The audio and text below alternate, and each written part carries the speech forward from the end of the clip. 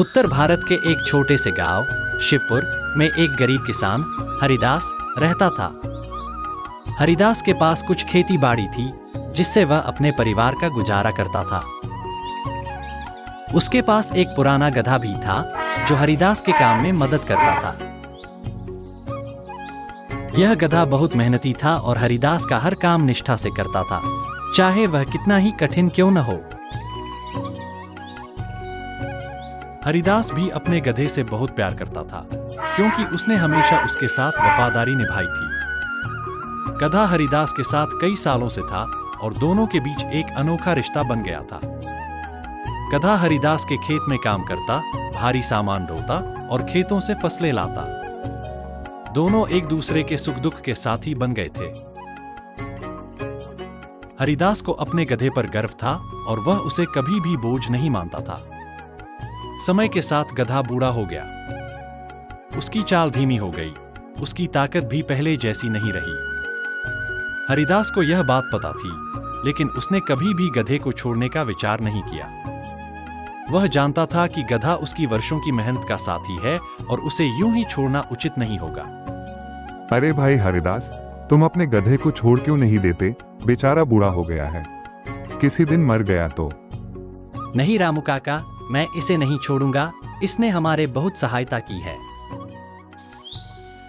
एक दिन हरिदास अपने गधे के साथ पास के जंगल से लकड़ियां लाने गया। जंगल में एक पुराना और गहरा कुआं था जो अब सूख चुका था और जिसे गांव के लोग भूल चुके थे।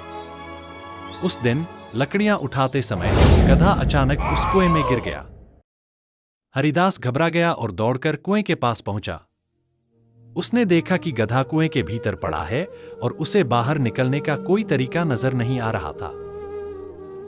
गधा दर्द से चिल्ला रहा था और हरिदास की आंखों में आंसू भर आए। हरिदास ने सोचा कि अब इस बूढ़े गधे को बचाना शायद संभव नहीं होगा। वह सोच में पड़ गया कि अब क्या करना चाहिए। गांव के कुछ लोग भी वहां आ गए और उन्होंने हरिदास को सलाह दी कि अरे हरिदास भाई, उस बूढ़े गधे को निकाल कर क्या करोगे? वैसे भी अब तुम्हारा कोई भी काम सही से नहीं कर पाता। नहीं रवि, वो गधा मेरी बहुत सहायता किया है, मैं उसे इस हालत में नहीं छोड़ सकता। वैसे भी हरिदास भाई, वह गधा मर चुका होगा। तब आप ही सब लोग बताएं कि मैं अब क्या करूं? हमें भाइयों एक काम करना चाहिए, इस कुएं को मिट्टी से ढक देना चाहिए ताकि वह गधा को शांति भी मिल जाए और कोई भी दोबारा इसमें गिर ना पाए। हरिदास को यह सलाह सुनकर दुख हुआ, लेकिन वह अपने गधे को और कष्ट में नहीं देख सकता था। उसने सोचा कि गधे को इसी तरह छोड़ने से बेहतर है कि कुएं को मिट्टी से भर दिया जाए और गधे को शांति से मुक्त कर दिया जाए। उसने लोगों की सलाह मानी और सभी मिलकर कुएं में मिट्टी डालने लगे। जब मिट्टी गधे के ऊपर गिरने लगी तो गधा और जोर से चिल्लाने लगा, लेकिन थोड़ी देर बाद गधा चुप हो गया। हरिदास और बाकी लोग सोचने लगे कि अब गधा शायद मर चुका है। वे लोग और मिट्टी डालते गए। कुछ ही देर में हरिदास ने देखा कि गधे ने कुछ अजीब करना शुरू कर दिया है। गधा हर बार जब उस पर मिट्टी गिरती तो वह अपने शरीर को झटका देता और मिट्टी को अपने ऊपर से गिरा देता। इसके बाद वह मिट्टी पर कदम रखता और थोड़ा ऊपर उठ जाता। यह प्रक्रिया लगातार चलती रही। हर बार जब मिट्टी गिरती, गधा उसे झाड़कर ऊपर चढ़ने की कोशिश करता। हरिदास और गांव वाले यह देखकर हैरान रह गए। धीरे धीरे गधा कुएं के किनारे तक पहुंच गया और आखिरकार कुएं से बाहर निकल आया। गधा बाहर आते ही खुश होकर ढेंचू ढेंचू करने लगा, मानो उसने जीवन की सबसे बड़ी जीत हासिल कर ली हो। हरिदास की आंखों में खुशी के आंसू आ गए। उसने गधे को गले लगा लिया और कहा, तूने मुझे एक बड़ी सीख दी है मेरे दोस्त। जीवन में चाहे कितनी भी मुसीबतें आएं, उन्हें झाड़कर ऊपर उठते रहना चाहिए। गांव के लोग भी गधे की इस हरकत से बहुत प्रभावित हुए। उन्होंने हरिदास को बधाई दी कि उसने गधे को इतनी मेहनत और समझदारी से पाला है। हरिदास और उसका गधा खुशी खुशी घर लौट आए। उस दिन के बाद हरिदास ने गधे की ओर और भी ज्यादा ध्यान देना शुरू कर दिया। उसने गधे की सेहत का ख्याल रखा, उसे आराम दिया और उसके लिए अच्छा चारा लाने लगा। वह जानता था कि गधा बूढ़ा हो गया है, लेकिन उसने गधे की मेहनत और हिम्मत की कद्र की। गधा भी अब हरिदास के लिए सिर्फ एक काम करने वाला जानवर नहीं, बल्कि एक सच्चा साथी बन गया था, जिसने उसे जीवन की महत्वपूर्ण सीख दी थी।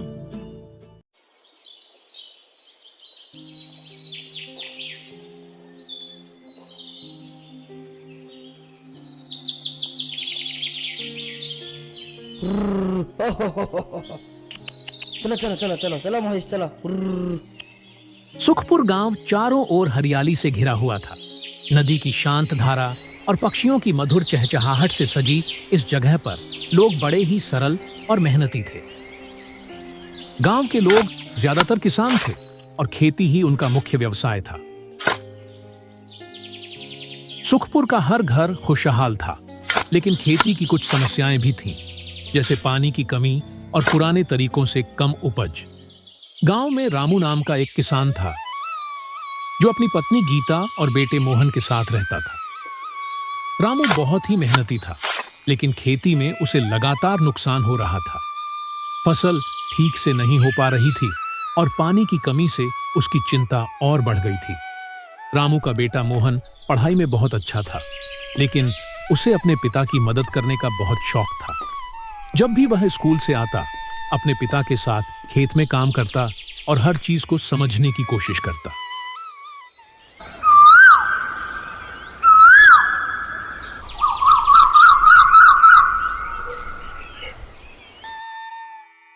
एक दिन गांव के बड़े बुजुर्गों के साथ बैठा मोहन उनकी बातें सुन रहा था।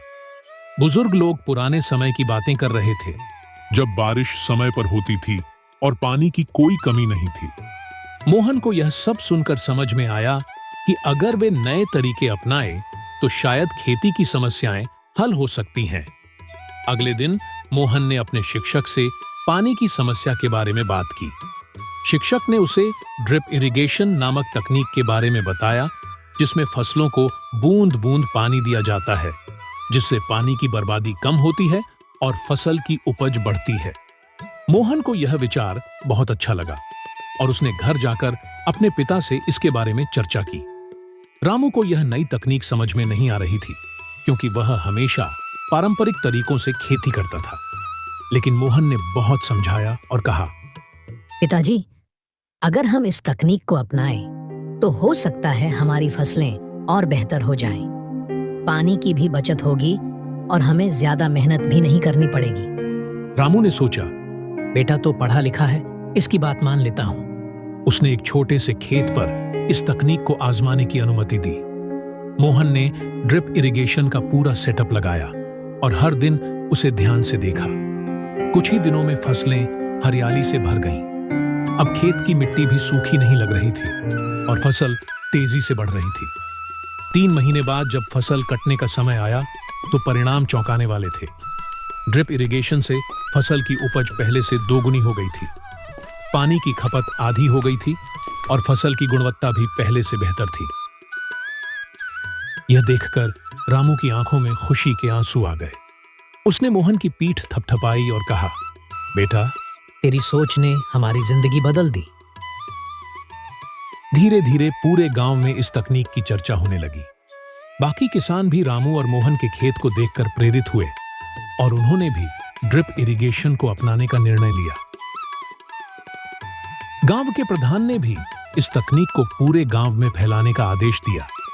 गांव के अन्य किसान, जो पहले फसलों के खराब होने से परेशान थे, अब खुशहाल होने लगे। पानी की कमी के बावजूद फसलें अब ज्यादा हो रही थीं और गांव में अनाज की भरमार हो गई थी। सुखपुर का नाम अब आसपास के गांवों में फैल गया था और दूसरे गांवों के लोग भी यहां आकर इस नई तकनीक को सीखने लगे थे।